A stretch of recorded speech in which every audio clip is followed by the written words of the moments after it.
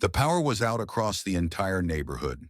No lights, no heat, no cell service. So I did what I was supposed to do.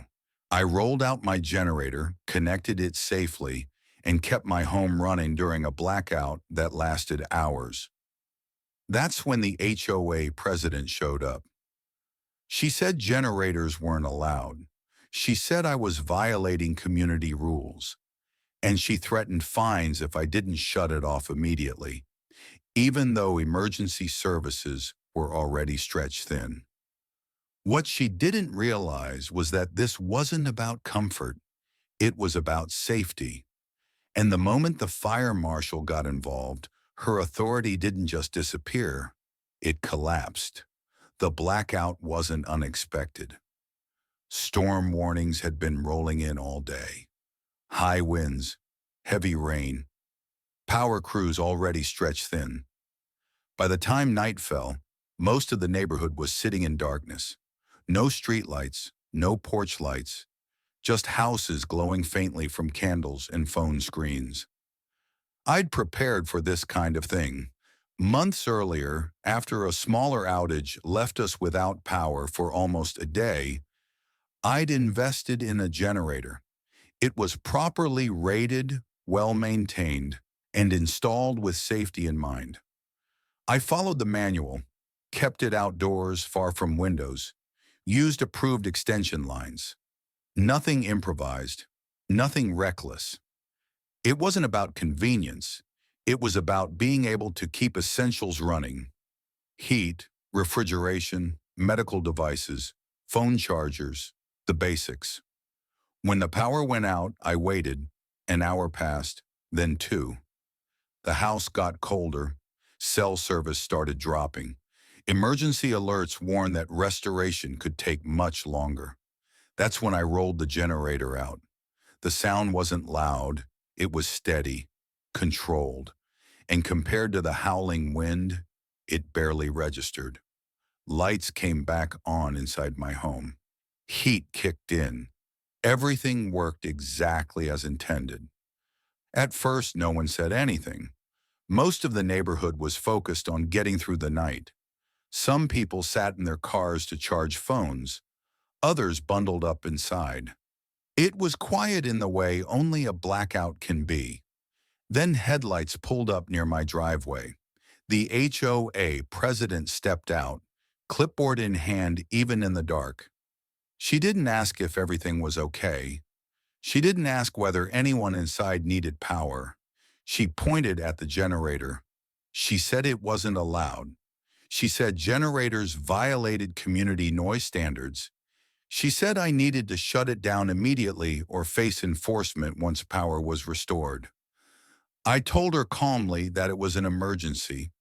I told her it was temporary. I told her it was being used safely and within manufacturer guidelines. She wasn't interested. She said HOA rules didn't stop applying just because the power was out. And that was the moment I realized this wasn't about noise or rules.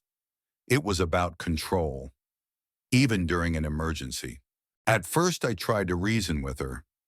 I explained that the generator was temporary, that it was being used strictly for essentials, that it was set up safely and responsibly. I pointed out that emergency alerts were still active and that power crews hadn't even given an estimated restoration time. She didn't engage with any of that. She said the HOA had noise rules. She said generators weren't approved equipment. She said allowing one homeowner to run a generator would set a precedent she wasn't willing to allow. The word precedent came up more than once. I reminded her that half the neighborhood was sitting in the dark, that this wasn't a party or a construction project, that people were cold, anxious, and waiting for updates. She said none of that changed the rules. She warned me that if I didn't shut the generator off, she would document the violation and pursue fines retroactively once power was restored. She said the board would back her, then she left. The generator kept running. The storm intensified. Winds picked up. Rain hammered the streets. Tree branches cracked somewhere in the distance. Emergency alerts continued to buzz intermittently whenever cell service came back for a moment. Inside the house, things were stable, warm, lit, phones charged, food stayed cold. Outside, the neighborhood stayed dark. Not long after, another message came through, this time from the HOA group email list. The president warned residents about unauthorized generator use and reminded everyone that HOA rules applied at all times, including during outages. The implication was clear. She was talking about me. A neighbor texted asking if everything was okay. Another asked whether generators were actually banned. Someone else said the HOA president had told them generators were a fire hazard and that emergency services could be called if one was operating. That caught my attention. Fire hazard? I double-checked everything. The placement, the fuel, the distance from the house, ventilation, carbon monoxide detector inside. Everything was exactly as required. There was no hazard, but the accusation alone was enough to escalate things. Minutes later, headlights appeared again. This time it wasn't just her car. Another board member had come along. They stood near the driveway, talking quietly, pointing toward the generator. They said neighbors were complaining. I asked who. They didn't say. They said the generator noise was unacceptable. I pointed out the wind, the rain, the emergency sirens in the distance. I pointed out that noise rules existed for normal conditions, not for blackouts during a storm. They disagreed. They said they could call enforcement. They said emergency services might not take kindly to unauthorized equipment. That was when it stopped feeling like an argument. It felt like intimidation. I told them I wasn't shutting it down. I told them that during an emergency, safety came first. I told them that if they believed the generator was unsafe, they were welcome to contact the appropriate authority. They didn't like that answer. They left again, but the pressure didn't. Messages continued to come in, subtle ones, warnings disguised as reminders, statements about liability, mentions of documentation and post-event enforcement. At one point, the power flickered briefly, giving everyone false hope, then went out again completely. That's when the temperature dropped sharply. The house would have gone cold within hours without the generator. Pipes were at risk, food would spoil, phones would die. Shutting it down wasn't an option. Then I got a notification I hadn't expected. A neighbor sent a message saying the HOA president had contacted emergency services, claiming there was a dangerous generator operating in the community during the blackout. That changed everything. Because if emergency services were being brought into this, it was no longer about HOA rules. It was about safety. And once the fire marshal got involved, the HOA president was about to learn exactly where her authority ended and why emergencies don't answer to clipboards. The emergency lights appeared first. Red strobes cut through the rain, reflecting off wet pavement and darkened houses. A fire department vehicle rolled slowly down the street, followed by a second unit. Neighbors stepped onto porches, phones in hand, watching as the trucks stopped near my driveway. The generator was still running, steady, controlled, exactly the way it had been for hours. The HOA president arrived moments later, visibly tense but confident, as if this was the outcome she'd been waiting for.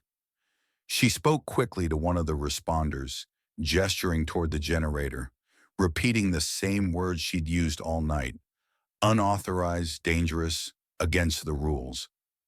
The fire marshal walked straight past her. He approached the generator calmly, flashlight sweeping across the setup. He checked the distance from the house, the placement, the fuel container. the exhaust direction. He paused to ask a few questions about the model and how long it had been running. Everything was answered clearly. Everything checked out. Then he turned to the HOA president. She began explaining again about noise rules, HOA authority, and community standards. She insisted the generator had to be shut down immediately. The fire marshal stopped her. He explained that during a declared outage and storm event, generators were not only allowed, they were often necessary. He said there was nothing unsafe about the setup. He said no fire code was being violated, and he said attempting to force someone to shut down emergency power during a blackout could put lives at risk. The tone shifted instantly. What had sounded like authority moments earlier now sounded like overreach. The HOA president tried to argue. She said the HOA had rules that applied at all times. She said exceptions couldn't be made just because conditions were inconvenient. The fire marshal corrected her. He explained that HOA rules did not override emergency safety considerations or fire code. He made it clear that his office had jurisdiction in this situation, not the HOA. Then came the line that ended everything. He warned her that making false or exaggerated safety reports during an emergency could result in consequences, especially if it diverted resources from people who actually needed help. She went quiet. There was nothing left to say. The fire marshal told me I was clear to continue operating the generator. He advised me to keep doing exactly what I was doing and to call directly if anyone attempted to interfere with it.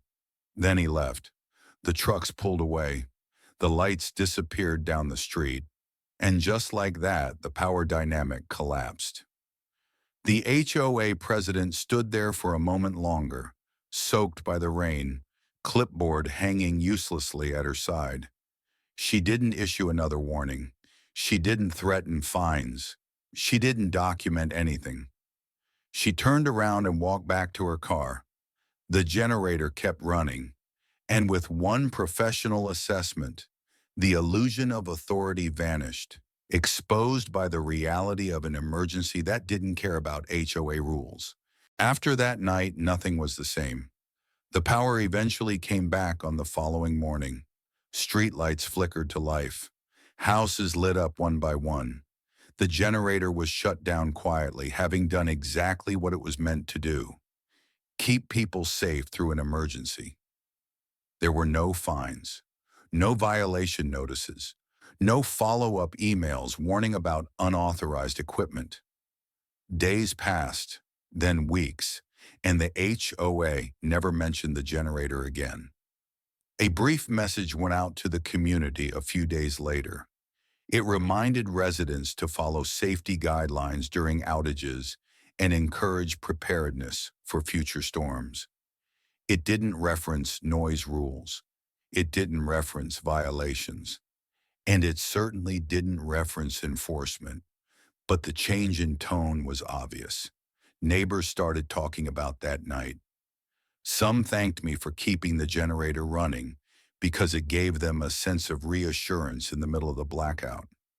Others admitted they'd been surprised the HOA tried to interfere at all, especially during an emergency. The conversation shifted. People began questioning things they'd previously accepted without thought. They asked where HOA authority actually stopped. They asked what happened during emergencies. They asked who really had the final say when safety was involved. As for the HOA president, her behavior changed noticeably. She stopped making surprise visits. Enforcement became slower, more procedural, less personal. References to zero tolerance quietly disappeared from her emails. Decisions that once came from a single person now seemed to pass through legal review first. She didn't apologize, but she didn't push again either, and that silence spoke louder than any admission. The experience left behind an important reminder, one that extended beyond generators or blackouts. HOAs exist to manage shared spaces, not to override common sense or emergency authority. Rules are meant for normal conditions, not moments when safety and survival take priority. That night proved something simple but powerful. In a real emergency, clipboards don't outrank training, titles don't outrank expertise, and authority doesn't come from confidence. It comes from jurisdiction. When the fire marshal arrived, the argument ended instantly. And once the storm passed, so did the illusion that HOA power extended into places it was never meant to reach.